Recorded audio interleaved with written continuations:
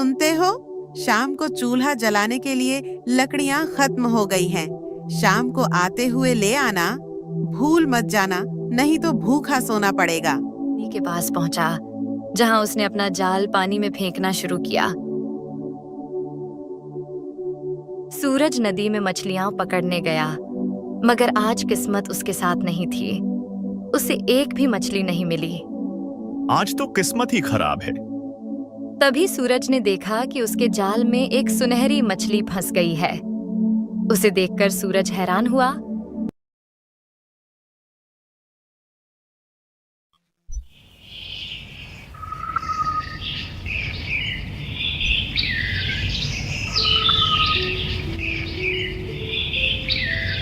यह सूरज का घर है। सूरज बोला तो आसमान वाला सूरज नहीं, लक्ष्मी का पति सूरज। आप सब जानते हैं क्या सूरज को? अरे मेरी लक्ष्मी रानी, उदास क्यों बैठी हो सुबह सुबह? क्या मैं काम पर जा रहा हूँ इसलिए उदास है मेरी लक्ष्मी रानी? अरे ओ मच्छी मार, तुम्हारे काम पर जाने से उदास नहीं हूँ। तुम्हारे इस काम की वजह से बस एक वक्त का भोजन ही मिलता है हमें। अरे मैं तो बस नाम की ही लक्ष्मी हूँ, हालात तो मेरे राक्षसी जैसे हो गए हैं।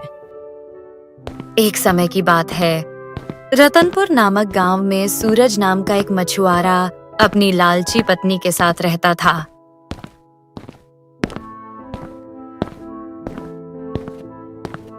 सूरज बहुत ही गरीब था। वह जो मछलियां पकड़ता उसी से उसका रोज का गुजारा हो जाता था, मगर उसकी पत्नी कभी भी उससे खुश नहीं थी। उस रोज सूरज अपनी कश्ती में बैठा और मछलियां पकड़ने के लिए निकल पड़ा। वह अपने छोटे से जाल में जितनी मछलियां पकड़ सकता था पकड़ लेता था, जो उसकी रोजमर्रा की जिंदगी गुजारने के लिए काफी होती थी। सूरज अपनी नाव चलाते चलाते एक बड़े नदी के पास पहुंचा, जहां उसने अपना जाल पानी में फेंकना शुरू किया।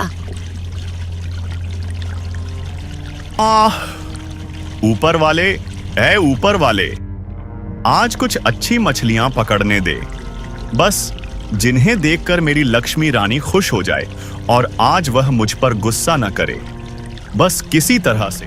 सूरज का दिन अच्छा था। उसे कुछ अच्छी मछलियां मिल गईं, जिन्हें देखकर वह खुश हो गया और उसने सोचा कि अब घर की तरफ चलना चाहिए। मछलियां लेकर सूरज घर पहुंचा। वह थोड़ा खुश था क्योंकि आज उसे कुछ अच्छी मछलियां मिली थीं। उसकी पत्नी रसोई में खाना पका रही थी।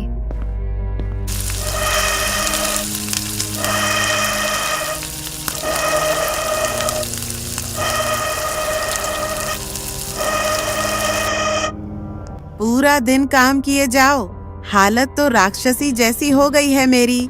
अरे आ गए हो मछली पकड़कर, आ जाओ और ठूंस लो जो पकाया है। अरे मेरी लक्ष्मी रानी, क्या हुआ? इतनी गुस्से में क्यों हो? क्या बड़बड़ा रही हो? सब ठीक तो है ना? कुछ नहीं, बस अपनी किस्मत को कोस रही थी। आखिर मेरे घर वालों ने तुमसे शादी क्यों करवाई? हाय री मेरी फूटी किस्मत, अब रोकर भी क्या कर लूंगी।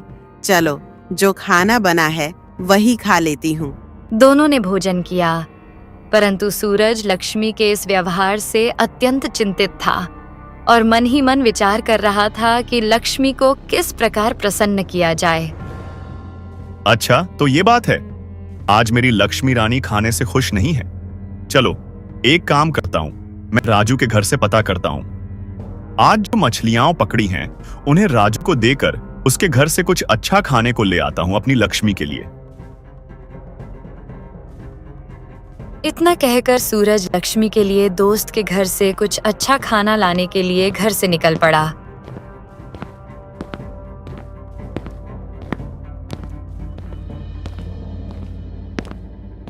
अरे किसी से भोजन मांगना तो मुझे अच्छा नहीं लगता, मगर क्या करूं? चलो कोई बात नहीं, मछली के बदले भोजन लेना कोई गलत बात तो नहीं है, और राजू तो मेरा मित्र है, उससे मांगने में कैसी शर्म है। सूरज अभी खुद से बात ही कर रहा था कि एक कुत्ता दौड़ता हुआ आया सूरज की तरफ, और जैसे ही सूरज ने उसे देखा, उसने मछली वहीं फेंक दी और भागने लगा।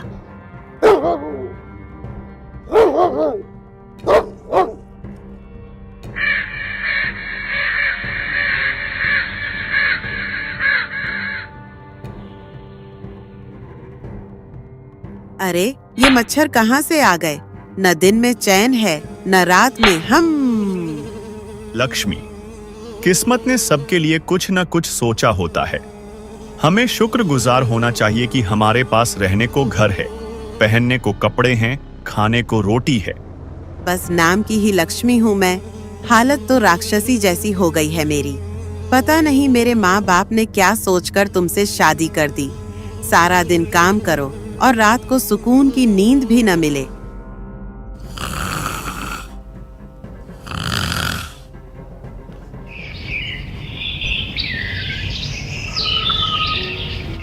अगले रोज जैसे ही सुबह हुई, सूरज काम पर जाने के लिए निकल ही रहा था कि लक्ष्मी ने गुस्से से कहा, सुनते हो? शाम को चूल्हा जलाने के लिए लकड़ियाँ खत्म हो गई हैं। शाम को आते हुए ले आना, भूल मत जाना, नहीं तो भूखा सोना पड़ेगा। अच्छा लक्ष्मी रानी, ला दूंगा मैं। तुम्हारी कही हुई बात कभी भूल सकता हूँ क्या? सूरज नदी में मछलियां पकड़ने गया, मगर आज किस्मत उसके साथ नहीं थी। उसे एक भी मछली नहीं मिली। आज तो किस्मत ही खराब है, एक भी मछली हाथ नहीं आई। खैर, दोबारा कोशिश करता हूँ। शाम होने वाली है, अब घर जाने का समय हो गया। अगर आज मछली नहीं मिली तो लक्ष्मी बहुत नाराज होगी।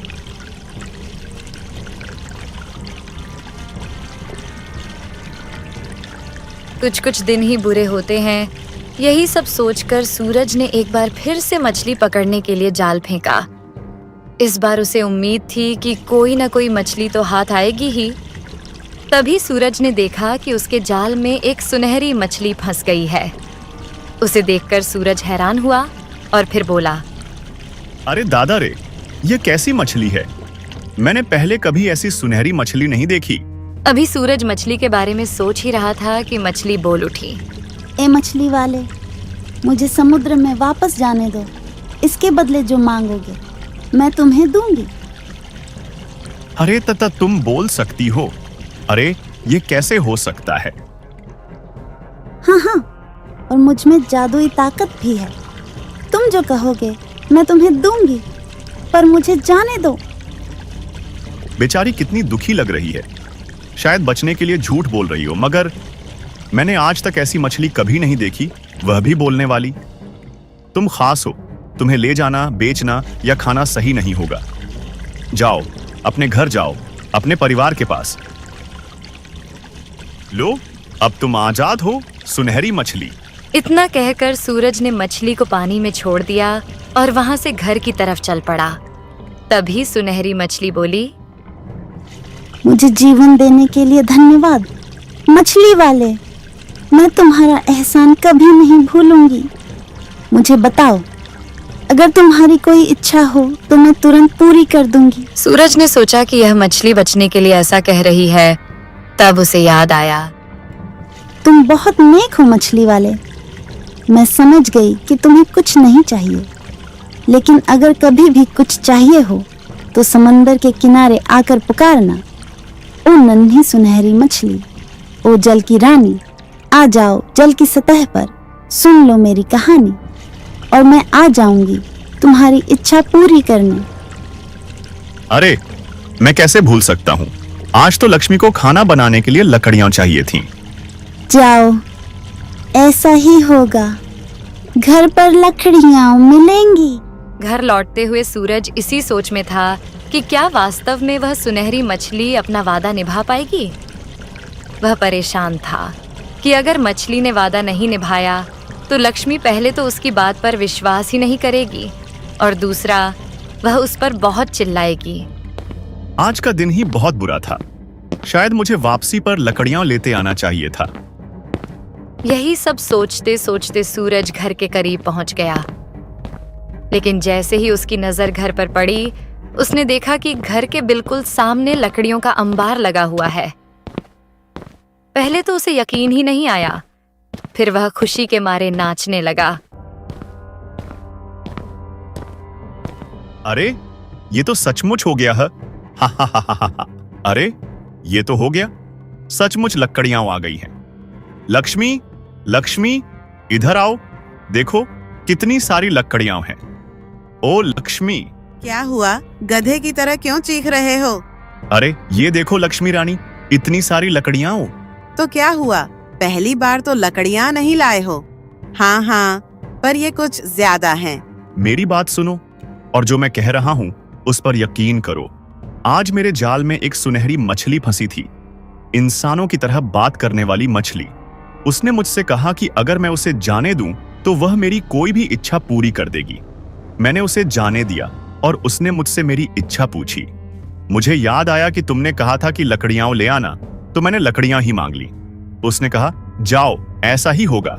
और देखो हमारे घर के सामने इतनी सारी लकड़ियां। तुमने एक सुनहरी मछली पकड़ी?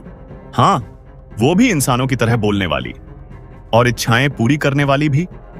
हाँ हाँ लक्ष्मी, तेरी कसम। और तुमने उससे मांगी लकड़ियां? अरे मूर्ख, मछली मार, लकड़ियों से क्या पेट भरता है? अगर ये मछली वाली बात सच है तो जाओ फौरन आटा, दाल, चावल की बोरियां मांगो, कुछ खाने को मांगो। जाओ, इससे पहले कि वो मछली गायब हो जाए। सूरज लक्ष्मी की बात मानकर नदी के किनारे आ गया और बोला, अच्छा, क्या कहा था मछली ने? हाँ, ओ नन्ही सुनहरी मछली, ओ जल की रानी, आ जाओ जल की सतह पर, सुन लो मेरी कहानी। हाँ बोलो सूरज, कैसा आना हुआ? ओ नन्ही सुनहरी मछली, मेरी पत्नी तुम्हारी दी हुई लकड़ियों से खुश नहीं है।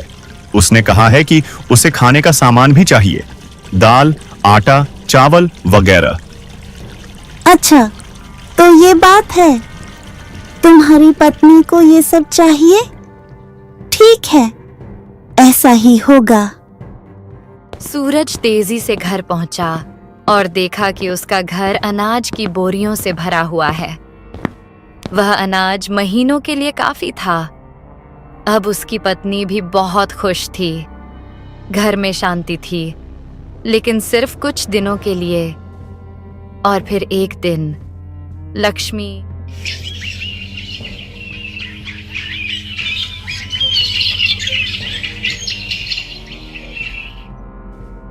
अरे ये साड़ी तो देखो कितनी पुरानी हो गई है, कितनी खराब लगती है।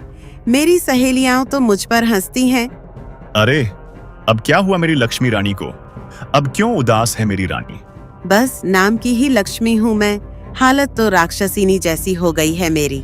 आटे चावल की बोरियां रखने से क्या होगा? उन्हें पहनकर तो नहीं घूम सकते ना।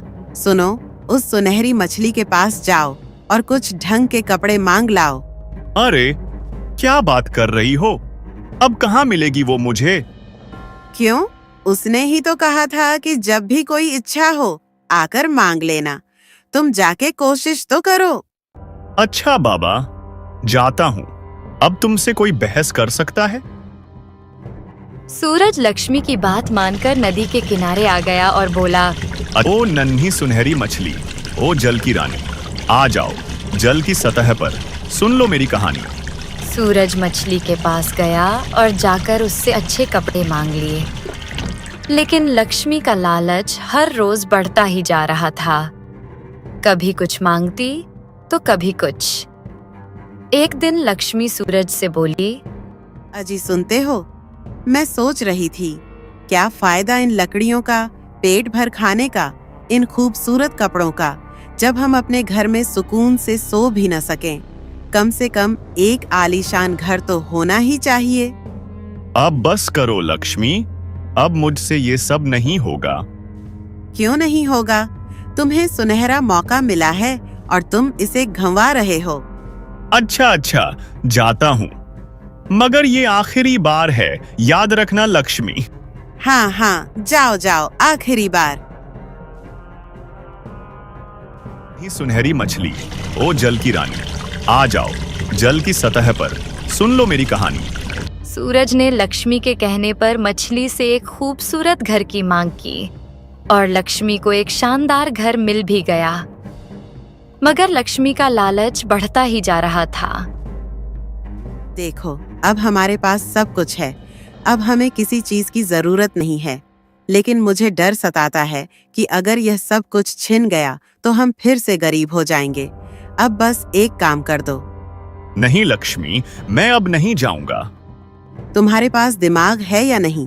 इतने अमीर हो गए हैं, इतना सोना है, घर में कीमती चीजें हैं। अगर कोई चोर या डाकू आ गया तो सब कुछ चला जाएगा और हम फिर से गरीब हो जाएंगे। जाओ उस मछली के पास और कहो कि हमारे लिए एक ऐसा चौकीदार बनाए जो लंबा चौड़ा हो, बहुत ही खतरनाक हो, इतना भयावह हो कि लोग देखकर ही डर के भाग जाए, ताकि कोई हमारे घर के आसपास भी न आ सके। ही सुनहरी मछली, ओ जल की रानी, आ जाओ जल की सतह पर, सुन लो मेरी कहानी। क्या हुआ सूरज? अब क्यों आए हो? मैंने तो सब कुछ दे दिया है, तुम फिर आ गए हो। ओ नन्ही सुनहरी मछली, मैं नहीं आना चाहता था, लेकिन मेरी पत्नी बार बार मजबूर कर रही है। यह शायद आखिरी बार है। मेरी पत्नी चाहती है कि तुम कोई ऐसा पहरेदार बना दो जो लंबा चौड़ा, बहुत ही भयावह हो, इतना खतरनाक हो कि लोग देखकर ही भाग जाएं। ठीक है, ऐसा ही होगा। तुम्हारे घर पर एक ऐसा ही पहरेदार मिलेगा। और हाँ, अब मैं तुम्हें यहाँ नहीं मिलूंगी। मैं यहाँ से बहुत दूर जा रही हूँ, बहुत दूर। अलविदा। जब सूरज घर पहुंचा तो यह देखकर उसके होश उड़ गए। घर के सामने एक भयानक लंबे बड़े बालों वाली राक्षसी खड़ी थी। सुनते हो, बस नाम की लक्ष्मी रह गई, हकीकत में तो राक्षसी बन गई हूँ। जाओ, फौरन जाओ उस मछली के पास और कहो कि मुझे पहले जैसा बना दे, चाहे जो कुछ भी दिया है सब वापस ले ले। लेकिन सूरज जानता था कि अब वह मछली कभी भी वापस नहीं मिल सकती। सूरज को इसके बाद किसी ने नहीं देखा। अब इस सुंदर महल जैसे घर में वह राक्षसी अकेली रहती है। लक्ष्मी अब सच में राक्षसी बन चुकी है और यह सब सिर्फ उसके लालच की वजह से हुआ है।